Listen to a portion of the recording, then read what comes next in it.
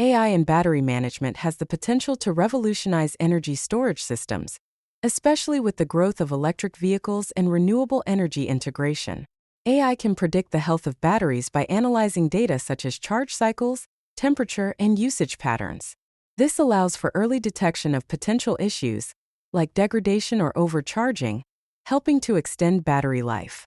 Using machine learning algorithms, AI can predict when a battery will need maintenance or replacement. This reduces downtime and ensures the battery operates at its optimal performance. AI can optimize energy storage and usage by predicting energy consumption patterns. For example, AI can adjust charging and discharging cycles to align with grid demand or take advantage of lower electricity costs during off-peak hours. AI models can predict how a battery will perform in various conditions and for different applications, helping improve battery design and assisting in selecting the right battery for specific use cases. AI-based systems can optimize charging processes by learning from historical charging data and adapting to user behaviors.